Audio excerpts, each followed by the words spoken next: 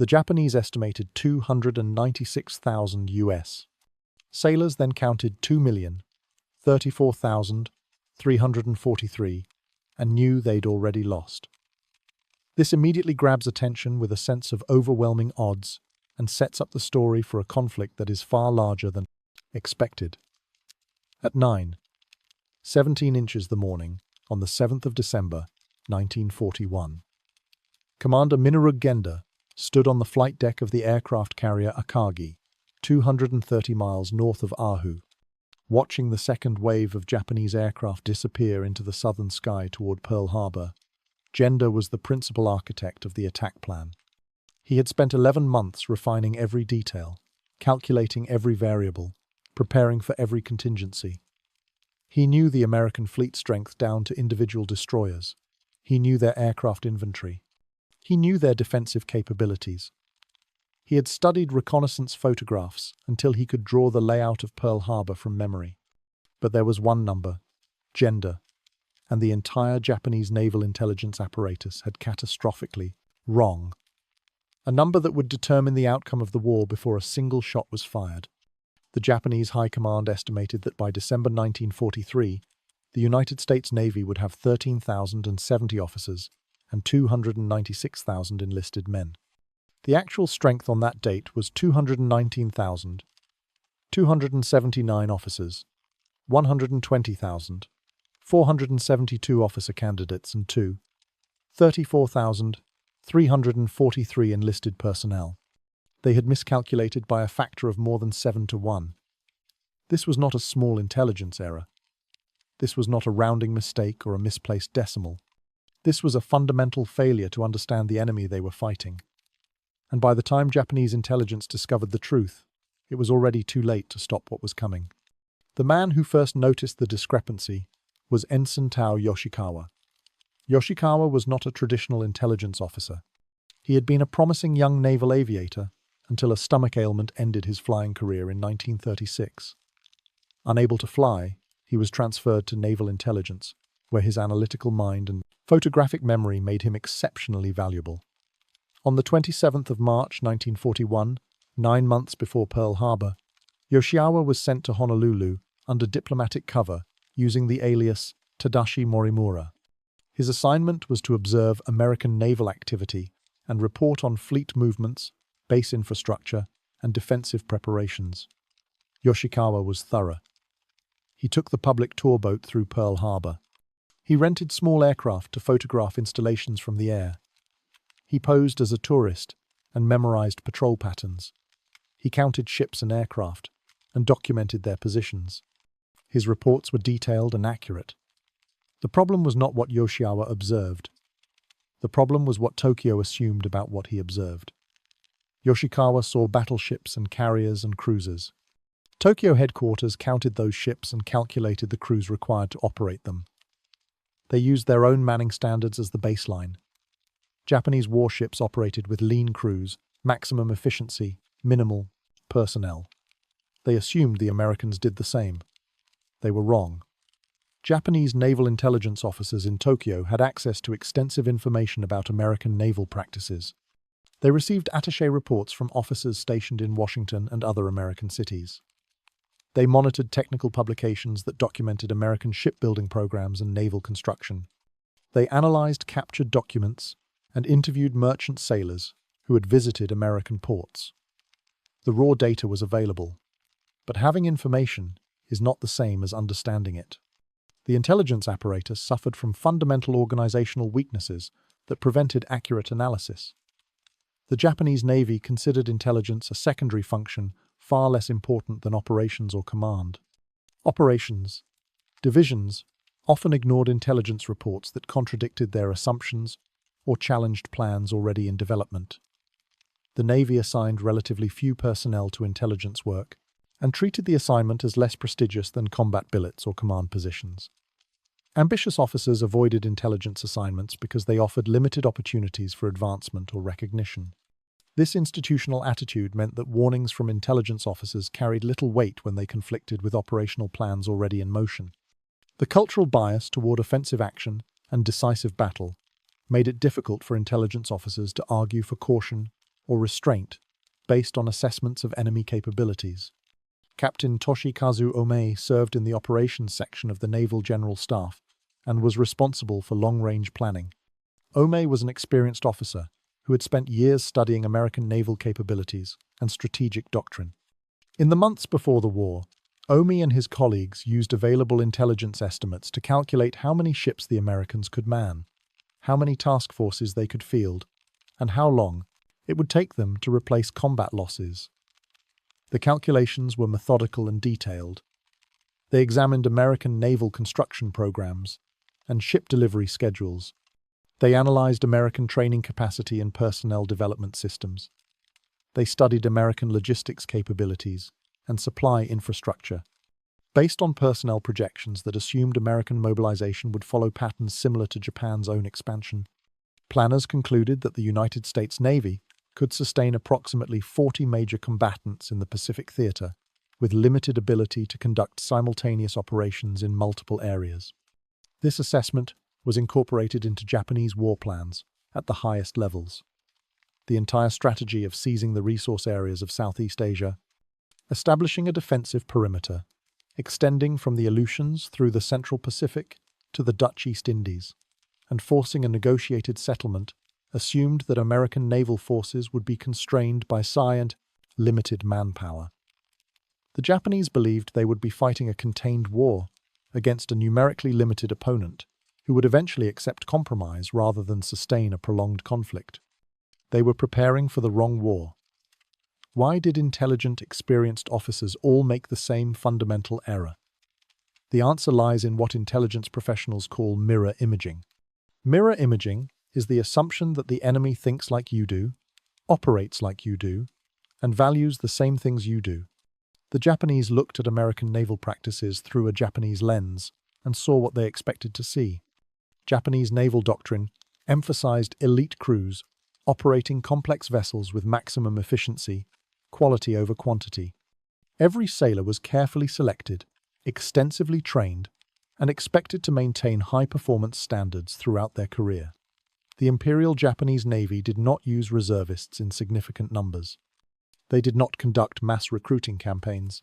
They did not believe in taking civilians and turning them into sailors in a matter of months. Their entire cultural and institutional framework emphasized careful development of professional personnel over years of service. Their peacetime navy of approximately 120,000 men expanded to only 300,000 by the end of the war. A threefold increase over 4 years was considered rapid expansion by Japanese standards. They assumed the American approach would be similar. They assumed that building a navy required the same careful, methodical approach that Japan used. They were projecting their own limitations onto an enemy with completely different capabilities and completely different assumptions about how to mobilize a nation for war. The reality of American naval expansion was something Japanese intelligence had no context to imagine. In June 1941, the United States Navy had approximately 284,000 active duty personnel. This included officers, enlisted personnel, nurses, and support staff across all naval installations worldwide. 18 months later, in December 1942, that number had grown to 1,640,000. By December 1943, it reached 2,374,094. The growth was not linear. It was exponential. The rate of expansion accelerated as training facilities expanded. Recruitment intensified, and the entire American industrial and social system oriented toward war production. The Japanese had studied American shipyards and knew the United States could build vessels faster than Japan. American construction statistics were published in trade journals and technical publications that Japanese intelligence officers read regularly. What they failed to understand was that America could simultaneously recruit, train, and deploy the personnel to operate those vessels at a pace that no other nation could match. The United States was not constrained by available manpower. The country had 131 million people in 1941. Approximately 50 million were men of military age, even accounting for agricultural deferments to maintain food production, essential industry exemptions to keep factories running, and physical disqualifications for health reasons. The pool of potential recruits was effectively unlimited. The Japanese Imperial Navy was drawing from a population of 73 million, with far more rigid social constraints on who could serve. Women were not considered for naval service except in very limited administrative roles. Social class distinctions limited opportunities for many potential recruits. Educational requirements were strict. The mathematics of the situation should have been obvious. A nation with twice the population and far fewer social restrictions on military service could mobilize far more personnel. But intelligence analysis is not about what should be obvious. It is about what analysts are prepared to see. And Japanese analysts were not prepared to see an enemy that could expand its navy tenfold in less than 4 years. The first indication that something was wrong came in May 1942, during the Battle of the Coral Sea. Japanese reconnaissance aircraft reported an American task force centered on 2 aircraft carriers. Standard Japanese doctrine called for approximately 2,000 personnel to operate a fleet carrier, including the embarked air wing. 2 carriers meant roughly 4,000 American sailors in the immediate operational area. But radio intercept specialists monitoring American communications detected references to multiple task group commanders, extensive logistics ships providing underway replenishment, and screening forces far larger than expected for a 2-carrier force. The after-action analysis estimated American personnel in the operational area at between 7,000 and 9,000 for 2 carriers. That ratio was wrong. It suggested manning levels nearly double what Japanese planners had assumed. The intelligence was noted but dismissed. Task force commanders operate with different philosophies. Perhaps the Americans were simply less efficient with their personnel allocation. Perhaps they were overstaffed because of inexperience. The warning sign was ignored. The second indication came in June 1942 at Midway. The battle was a disaster for Japan. 4 fleet carriers sunk, over 3,000 personnel killed. The loss of highly trained pilots and maintenance crews that could never be replaced. But what shocked Japanese intelligence officers afterward was not the tactical outcome. Battles are won and lost. What shocked them was the American damage control performance. The carrier Yorktown absorbed multiple bomb hits and torpedo strikes. It should have sunk immediately based on Japanese understanding of carrier vulnerability. Instead, American damage control parties kept the ship operational for hours. The carrier was hit by 3 bombs around noon on June 4.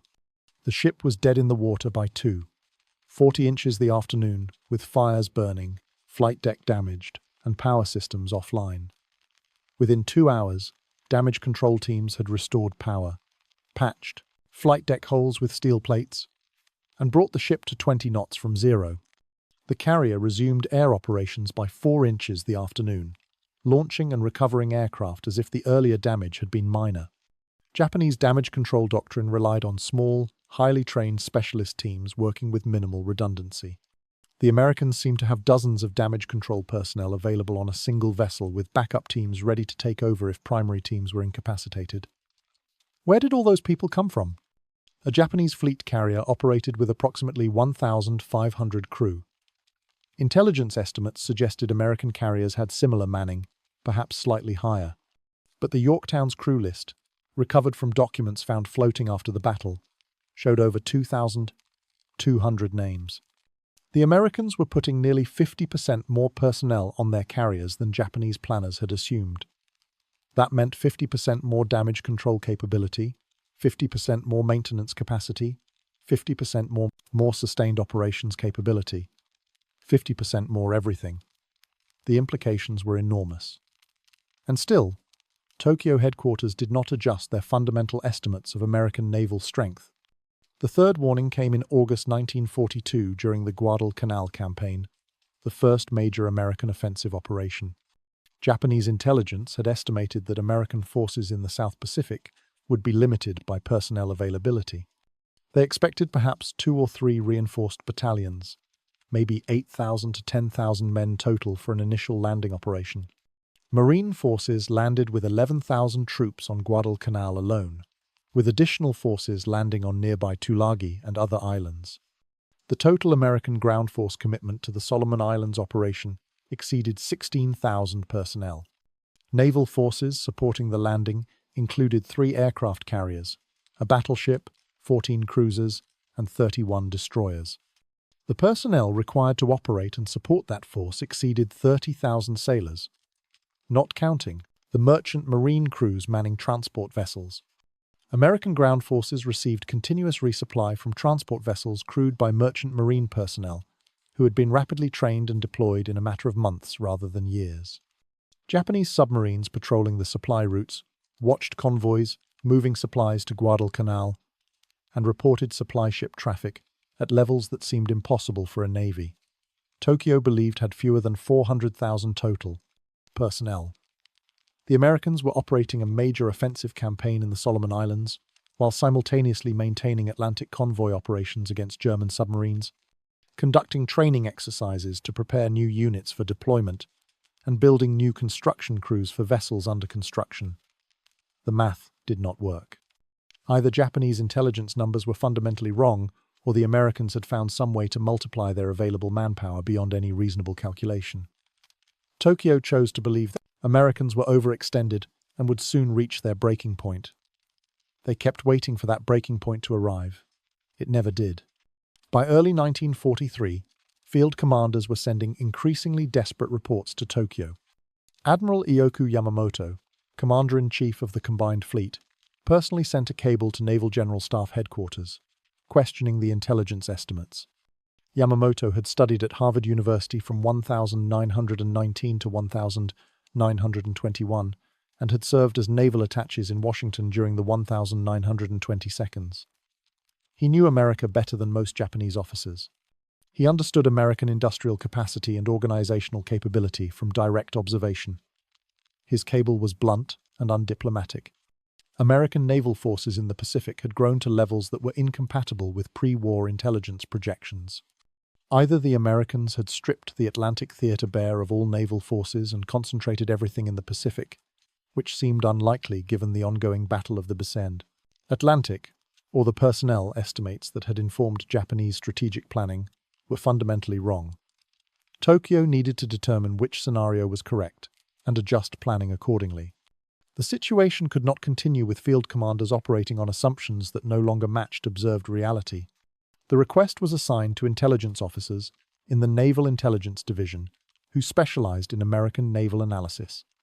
They pulled every report from the past 18 months and started calculating actual American strength from observed deployments, American ship sightings from submarine patrols and reconnaissance flights, radio intercepts revealing call signs and unit designations, prisoner interrogations providing direct testimony about unit sizes and manning levels, captured documents showing organizational structures and personnel allocations. They counted every vessel reported in the Pacific Theater and calculated minimum crew requirements based on vessel type and mission. Then they added Atlantic operations visible through intelligence collection, convoy escorts operating between the United States and Britain, carrier groups supporting amphibious operations in North Africa, training commands preparing new units on both coasts, shore stations providing maintenance, repair, and logistics support. The preliminary totals came to over 850,000 personnel. That was already more than double the official estimates that had been used for war planning. But the analysis was not finished. When American manning standards documented in captured operations manuals were applied to the observed ship counts, the total rose to 1,200,000. Music. And this was just active operational forces.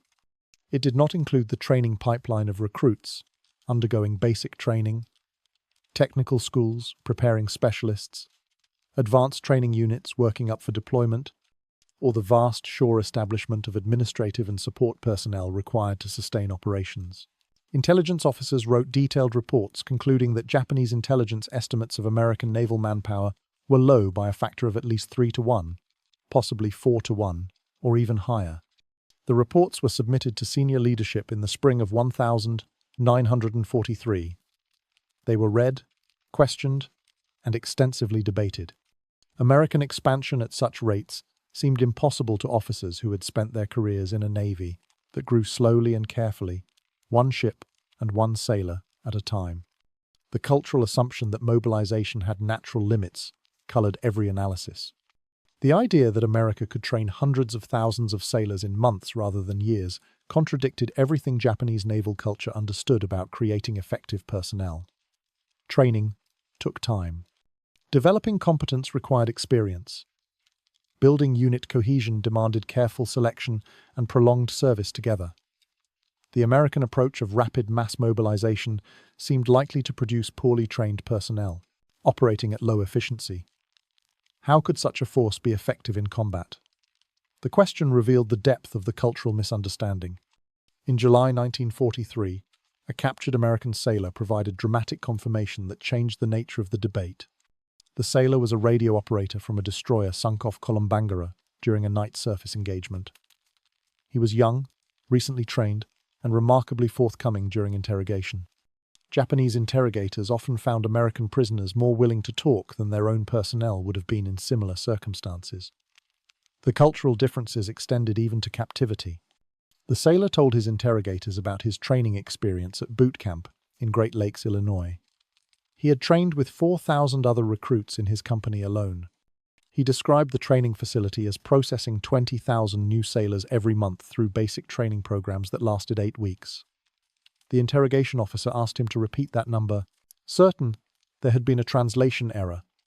20,000 per month meant 240,000 new sailors per year from a single training facility. That was training capacity alone, producing raw recruits ready for technical school assignments. It did not include officer candidate schools preparing ensigns and junior grade lieutenants. It did not include specialized technical schools training radiomen, gunners, mates, machinists' mates, and other ratings. It did not include advanced training facilities, working up flight crews, submarine crews, and specialized units. The sailor mentioned casually that he had friends training at 3 other major facilities around the country with similar capacity. If each facility processed similar numbers, the Americans were adding close to 1 million new sailors per year to their personnel system. The interrogation report made it to Tokyo in August 1943. It was read by senior intelligence officers. It was filed with supporting documentation. And once again, it was questioned rather than fully accepted. The prisoner was probably exaggerating to impress his captors. He was probably confused about the actual numbers. He might have misunderstood what he was told during training. Prisoners say things for many reasons. The information was noted as potentially significant, but not verified through independent sources, and therefore not fully reliable for planning purposes. The institutional resistance to accepting uncomfortable truths remained powerful. The verification came from an unexpected source that could not be easily dismissed.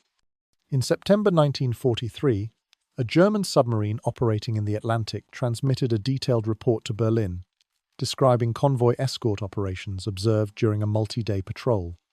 The report included technical observations of American destroyer escorts, their tactical performance, crew organization, and manning levels.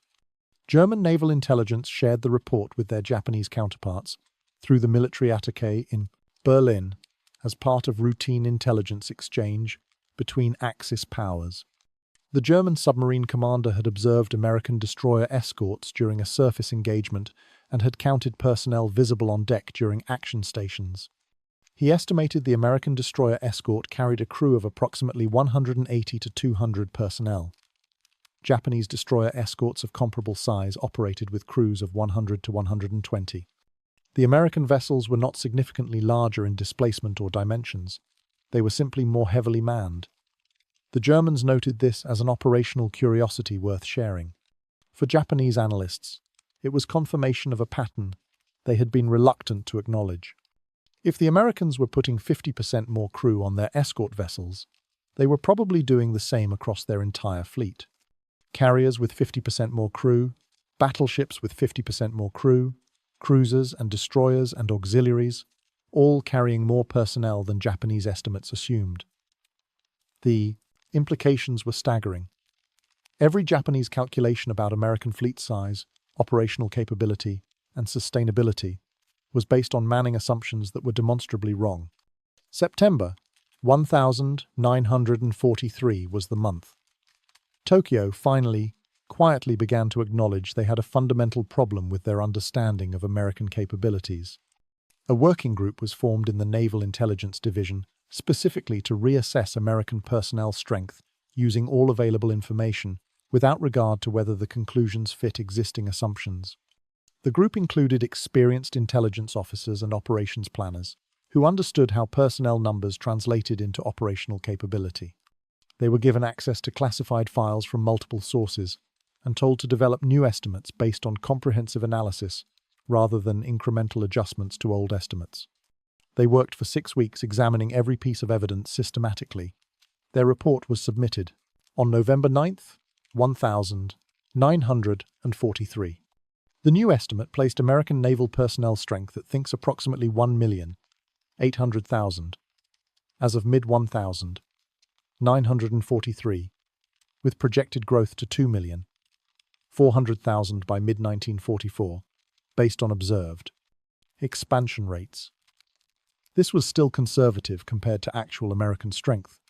The working group hedged their estimates, reluctant to present numbers that seemed too extreme, even when evidence supported higher figures. But it was close enough to reality that the strategic implications could no longer be ignored or dismissed. The report included a detailed appendix analyzing what these revised numbers meant for Japanese war planning and strategic assumptions. If the Americans had nearly 2 million sailors currently in service with expansion continuing, they could simultaneously operate major fleet concentrations in multiple theaters without any mutual support or resource sharing between theaters. They could conduct unrestricted offensive operations in the Pacific, while maintaining full-strength convoy escort operations in the Atlantic. They could sustain combat losses at rates Japan could never match, and still expand total force strength. They could maintain extensive logistics networks, moving supplies across vast ocean distances. They could garrison island bases with permanent personnel, rather than rotating limited forces. Every assumption that had informed Japanese strategy for the past 2 years was invalidated by these numbers. The defensive perimeter strategy that assumed limited American forces, unable to attack multiple points simultaneously, was obsolete. The quick war scenario that depended on American war weariness and willingness to negotiate was impossible. The Americans were not running out of manpower. They were not going to reach a breaking point where losses exceeded their ability to replace them. They were going to keep building ships and keep training crews and keep sending them west until Japan was crushed under the sheer weight of numerical superiority. The working group's conclusion was stark and unambiguous. Japan had entered a war against an opponent whose mobilization potential was an order of magnitude greater than intelligence estimates had predicted. The error was not correctable through operational adjustments or tactical innovation. Superior Japanese training, superior Japanese fighting spirit, superior Japanese tactics could not overcome a 10-to-1 numerical disadvantage in personnel. The mathematics of the situation were absolute and immutable. Japan could not win a war of attrition against the United States. The only question remaining was how long Japan could sustain the fight before inevitable collapse, and whether any negotiated settlement could be reached before that collapse became complete. The report went to the highest levels of naval leadership. Admiral Shigotaro Shimada, serving as Navy Minister, received a copy. Senior officers on the Naval General Staff read it carefully. The officers who read the report could not dispute the numbers or the analysis. The evidence was overwhelming. The methodology was sound. The conclusions were logically derived from verified observations. But they also could not share the report widely without triggering institutional crisis. If field commanders understood that the war was mathematically unwinnable, based on personnel ratios alone, morale would collapse. Combat effectiveness depends partly on belief in possible victory. If the government understood that naval intelligence had miscalculated this badly at the most fundamental level, there would be demands for accountability and possibly leadership changes at the worst possible moment in the middle of a losing war. If the emperor understood that the war had been started based on intelligence estimates that were wrong by a factor of 8-to-1, the entire military leadership structure could be held responsible for a strategic disaster of unprecedented magnitude. The political implications were unacceptable. The report was classified at the highest security level. Distribution was restricted to fewer than 20 officers with operational need to know. The information was contained and controlled. Official estimates were quietly updated in internal planning documents used for resource allocation and operational planning. But no public announcement was made. No strategic reassessment was ordered that would have required explaining why fundamental assumptions had changed. The war continued as if nothing had changed, even though everything had changed. Field commanders were not informed of the revised estimates. They continued planning operations based on assumptions that the Americans were overextended and approaching their manpower limits. Those assumptions were wrong. They had always been wrong.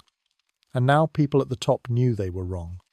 But the machine of war was in motion and could not be stopped without admitting catastrophic institutional failure. By December 1943, actual American naval strength was 2,374,094. The Japanese had estimated 296,000.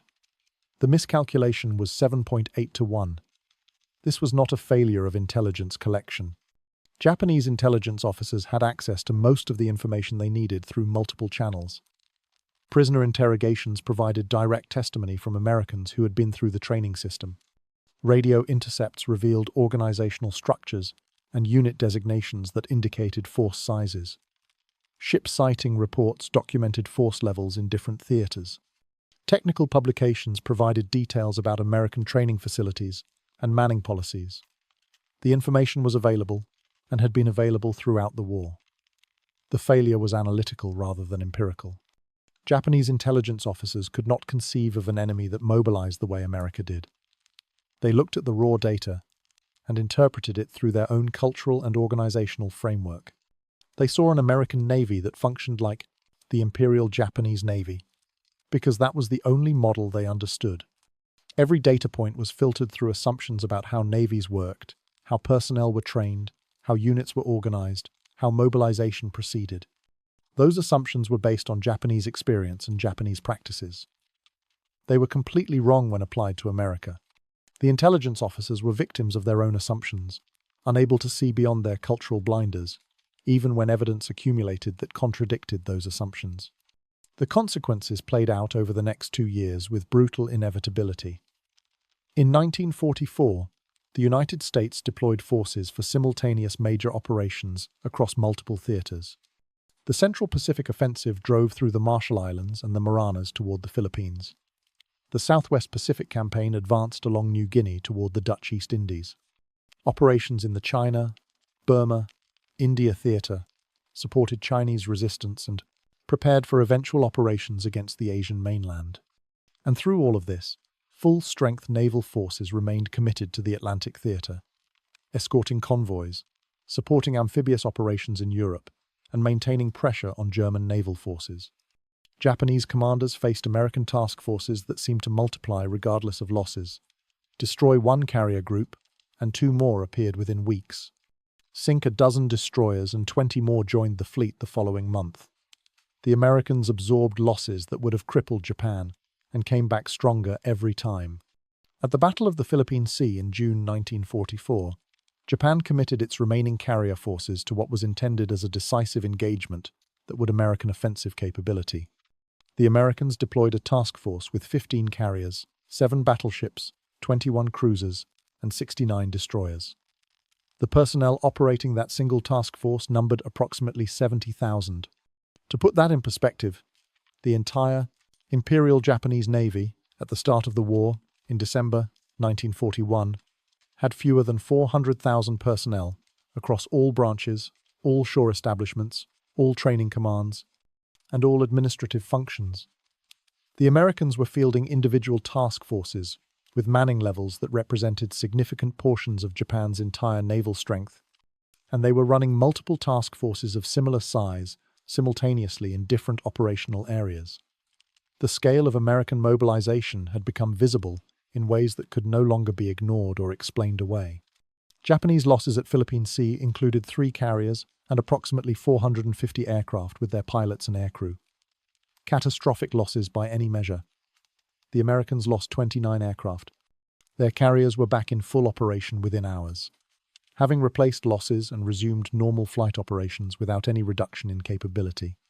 The battle demonstrated in brutal clarity what unlimited personnel availability meant in practical terms. The Americans could absorb losses that would other navies maintain operations without pause, and press attacks continuously because they had depth throughout their organization. They had reserves of trained personnel ready to replace losses immediately. They had training pipelines producing thousands of new sailors every month to sustain expansion and replace combat attrition. They had shore establishments large enough to support sustained operations indefinitely, without degradation. Japan had none of those things. Every loss was permanent and irreplaceable. Every pilot killed represented years of training lost forever. Every ship sunk removed capability that could never be recovered given Japan's limited industrial capacity and personnel base. The mathematics of attrition favored the side with greater resources at every level. And the Americans had resources Japan could not match, regardless of fighting spirit or tactical skill. The most painful realization for the Japanese officers, who understood the true situation, was that the war had been lost before it started. Not because of tactical mistakes that could have been corrected, not because of strategic errors that could have been avoided with better planning, but because of an intelligence failure so fundamental that it made victory mathematically impossible, regardless of how well Japan fought. If Japanese planners had known in 1941 that America would deploy over 2 million sailors in the Pacific Theater alone by 1944, the entire strategic calculus would have been different. The argument that America lacked the will to fight a prolonged war becomes meaningless when America has the capacity to fight 3 major wars simultaneously in different hemispheres without straining its mobilization capacity. The hope that Japan could seize territory and defend it successfully collapses when the enemy can generate replacement forces faster than Japan can inflict losses through combat attrition. The entire premise of Japanese strategy, achieving early victories that would establish a defensive perimeter, and then forcing America to accept a negotiated settlement rather than fight a costly war of attrition, was based on assumptions about American limitations that were fundamentally incorrect from the beginning. Some historians argue that even with accurate intelligence about American mobilization capacity, Japan would have gone to war anyway. The oil embargo imposed by the United States left Japan facing economic strangulation that would have crippled its military and industrial capacity within months.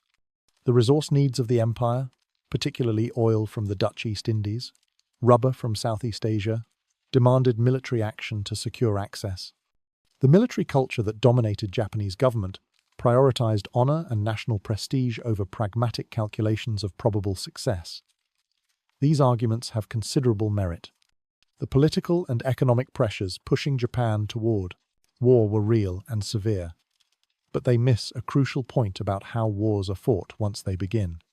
Wars are fought by people who believe they can win, or at least believe that victory is possible if they fight hard enough and make the right tactical decisions. Accurate intelligence about American strength might not have prevented the war from starting given the pressures Japan faced. But it would have fundamentally changed how Japan fought that war once it began. With realistic estimates of American strength showing a 10-to-1 personnel advantage, Japanese planning might have focused on limited objectives rather than expansive territorial conquest.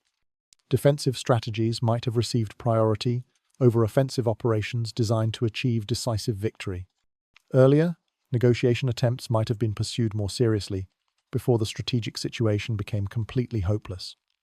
The war that actually occurred with its total commitment to offensive operations across the Pacific, its categorical rejection of all compromise until final defeat, was only possible because Japanese leaders at all levels believed they were fighting an enemy with limited resources who would eventually tire of the conflict. That belief was wrong from the beginning, and the intelligence failure that created and sustained that belief cost Japan everything it sought to defend. Commander Chikataka Nakajima served with the 2nd Fleet and Combined Fleet from December 1941 until August 1945. His duties included assembling intelligence from multiple sources, preparing estimates of enemy capabilities and intentions, and analyzing naval operations to extract lessons for future planning. After the war ended, Nakajima was interviewed extensively by American naval intelligence officers who were documenting Japanese intelligence capabilities and understanding how Japan had assessed American strength throughout the war. The Americans wanted to understand their enemy's perceptions and identify intelligence, successes, and failures on both sides. They asked Nakajima directly about the intelligence failures regarding American manpower, mobilization, and why Japanese estimates had been so catastrophically wrong. Nakajima's explanation was candid and revealing. He explained that Japanese naval intelligence had been organizationally weak throughout the pre-war period and during the war itself. The service was chronically understaffed relative to its mission requirements. It was institutionally marginalized within the Navy's hierarchy, with intelligence assignments carrying lower prestige and fewer promotion opportunities than combat or command billets. Intelligence officers who raised concerns about American capabilities, especially concerns that suggested Japan was overmatched or facing stronger opposition than expected, were often dismissed or ignored by operations officers who had already committed to specific courses of action.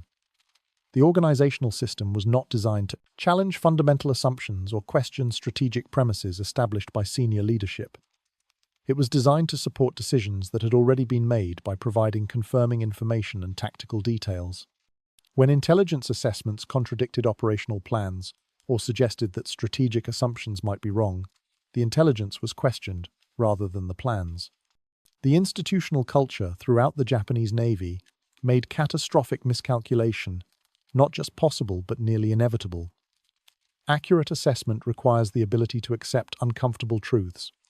The Japanese system was not built to accept such truths when they conflicted with institutional preferences or strategic commitments.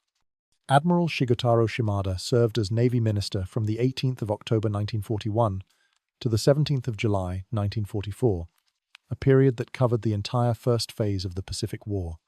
He also briefly served concurrently as Chief of the Naval General Staff from February 21 to the 2nd of August 1944, holding both positions simultaneously for approximately 5 months during a critical period of the war. After Japan's surrender, Shimada was arrested and tried before the International Military Tribunal for the Far East as a Class A war criminal. The charges included waging aggressive war, violating international law, and crimes against peace. He was convicted on multiple counts and sentenced to life imprisonment. He served 11 years in Sugamo prison before being paroled in 1955 due to declining health. He died in 1976 at age 92, one of the last surviving senior admirals from the Imperial Japanese Navy. Throughout his remaining years, Shimada never publicly acknowledged the intelligence reports that had warned of American manpower superiority years before the war's end. In his testimony at trial and in later statements, he maintained that Japan had fought with honor and determination against overwhelming odds that could not have been foreseen. This narrative was true in one sense. Japan did fight with honor and determination.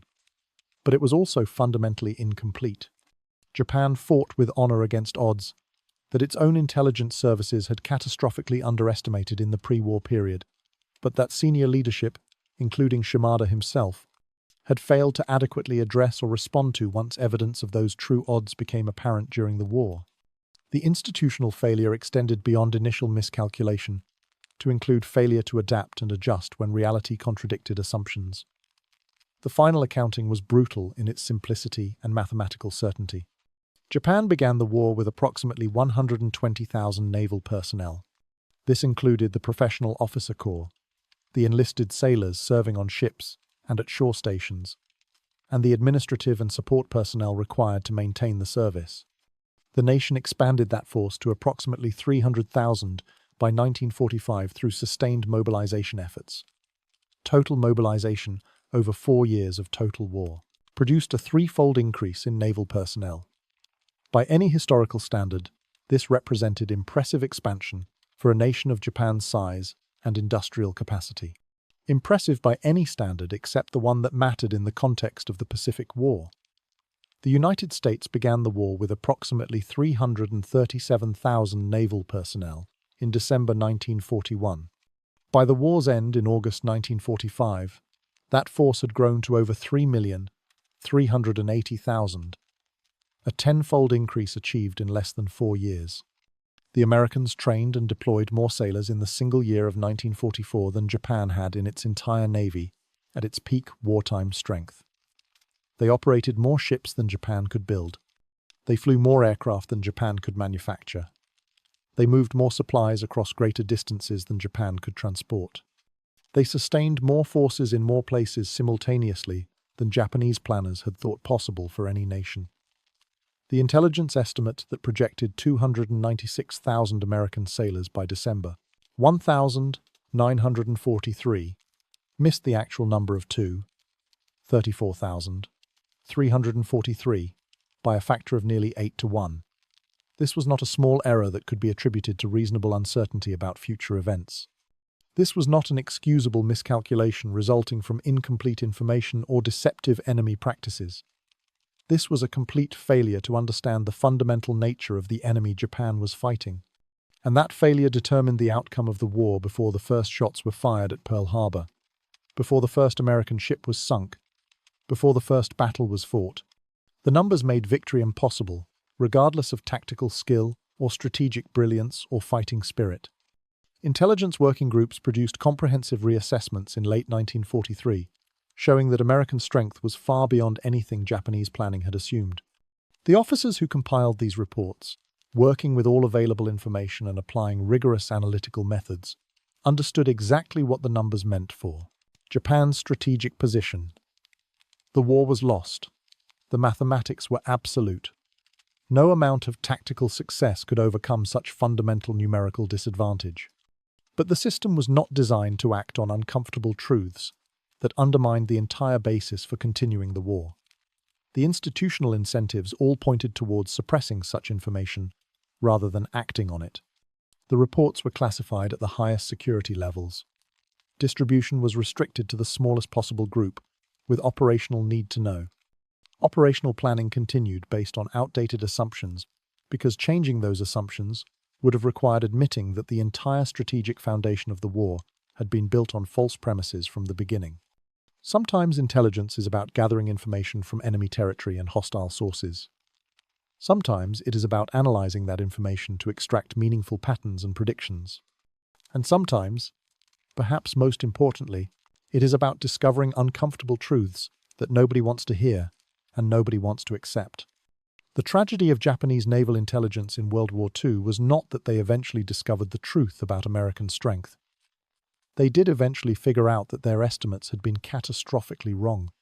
The tragedy was that when they finally understood the truth, the institutional and political structures that governed decision-making prevented that truth from changing the course of the war, or even significantly influencing operational planning.